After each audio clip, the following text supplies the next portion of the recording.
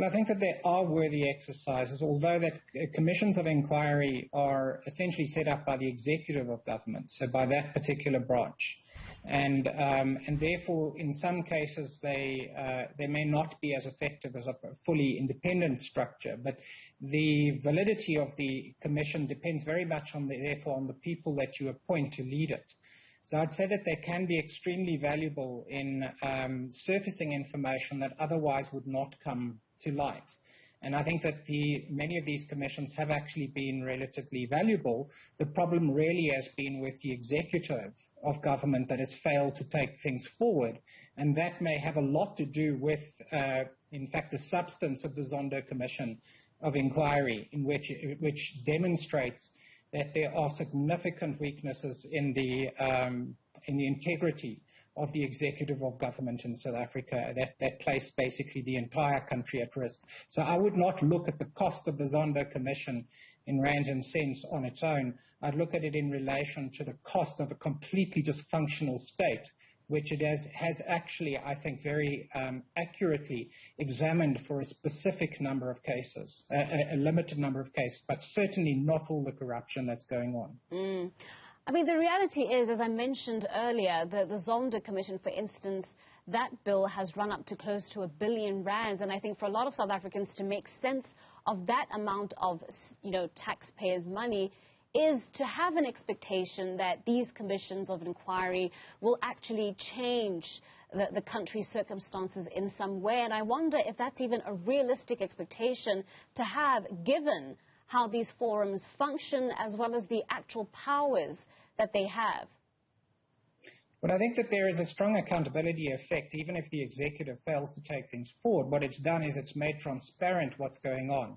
And to the extent that we still have a functional electoral system, there are potential political consequences for what has been revealed, even if the current executive of government is hamstrung in taking things forward because it is so conflicted by the state capture process itself, which runs extremely deep in the state. And I think that the Zondo Commission has highlighted very clearly the relationship between the weaknesses and the conflicts of interest that are internalized in the governance framework of South Africa that are driving systemic corruption.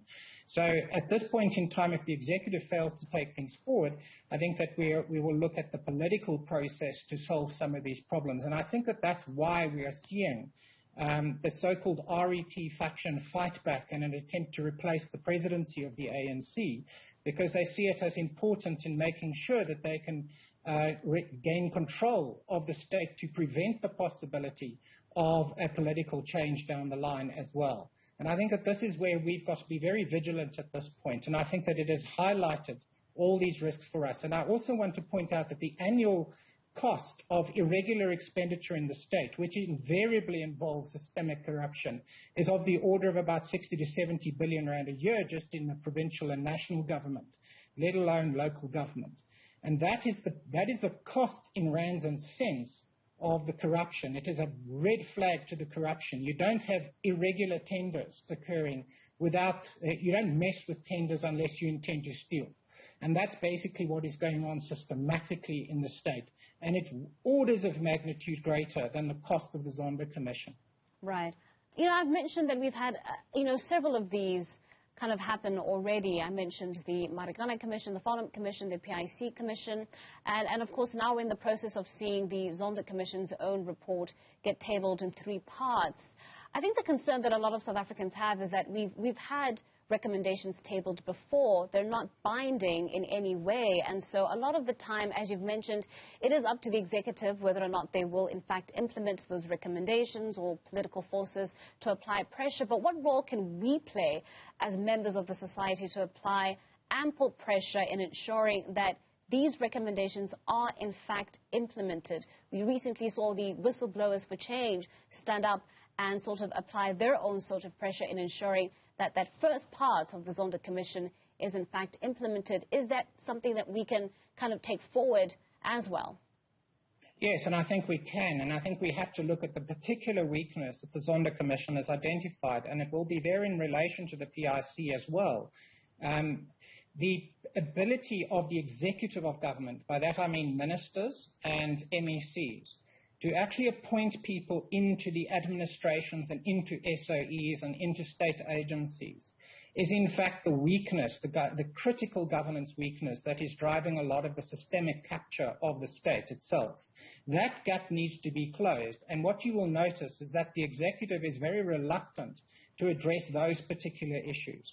So the idea, all that you have to do then to capture the state is to capture a political party, who then appoints its own cabal into the state structures, who then allocate tenders and contracts and licenses to themselves.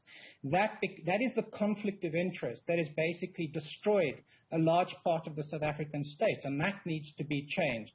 So it's not just the prosecutions, which we see a weakness, the failure of the NPA, the Hawks, etc., to investigate and prosecute properly is an indication that the state structures themselves are being hamstrung in moving forward. So, and that is because they themselves at the top levels are political appointments. That is the conflict of interest, and therefore people know that their jobs are on the line in relation to the executive of government, and they are very cautious about what kind of cases they investigate and take forward. If we want an independent structures and to have an accountable government, we basically need to close that particular gap. And it's the same at the PIC, where over 2 trillion rands is invested. And we basically have political appointments who are responsible for overseeing that particular fund. It is clearly a driver of the problems that we see overall, and creates enormous conflicts of interest in which we end up with irrational policy decisions because they're actually driven by patronage and they're not driven by the public interest. Yeah. I wonder, Professor, if a large part of the national discourse for the coming year will be around capacitating institutions that are supposed to assist in closing the gaps that you've just identified. At the same time, I also wonder if we can in any way strengthen commissions of inquiry, or is it set in stone that this is how they have to, this is how these forums have to function? Could we not perhaps install some sort of clause that would ensure that, executive authorities that don't in fact implement these reports can come under something like administrative review, for instance, basically create some sort of consequence management or consequence system to ensure that these reports are in fact implemented without duplicating our courts at the same time? Well, first of all, the first problem with that is that the commissions of inquiry that are set up are actually creatures of the executive itself, and they're hardly going to bind themselves to the decisions of that. They will leave themselves the discretion to do what they like after the findings come out.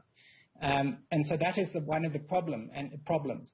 Now, a Zondo commission is in fact duplicating features of the state already. What Zondo has been doing is doing the job of the Hawks and doing the job of the NPA, who have been systematically failing to do their job. And the reality is that we should be protecting the independence of those particular structures and making sure that they are properly funded to carry forward the function of holding everybody in South Africa to account in terms of the rule of law. Now, that is what we ultimately need. Zondo Commission is in fact a consequence of the failure of the state itself to do its job. And I think that we have to recognize that, and Zondo recognizes it completely, and it's such an important inquiry because it's pointing with a laser focus at that particular problem in the state. And we basically have to focus all of our attention on getting the state to be restructured to be able to do its job. So we won't be able to get that by creating what are essentially ad hoc arrangements, which are commissions of inquiry, to do the job of the state. We've got to get the state to do the job of the state, and we have to protect structures that cannot proceed effectively if they have conflicts of interest with the parties who are being investigated. And that's our fundamental problem. Well, Professor, if it's up to the state to fix the problem that we currently find ourselves in, and as you've mentioned, the state is populated by political parties who are appointing individuals based on certain political interests or individual interests, really it does seem as though we're sort of stuck in the position that we're in. How do we move forward? How do we break the cycle?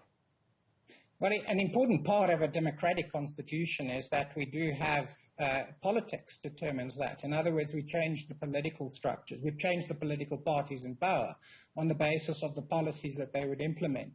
So I think that we're kind of left with that. But what we're seeing at the moment, for instance, is the factional struggles within the ANC are themselves a consequence of this this struggle to prevent the state from being made to be accountable. So there's the position of the presidency is quite key to, given all these conflicts of interest that are built in, the ability to appoint people into the key structures of the state.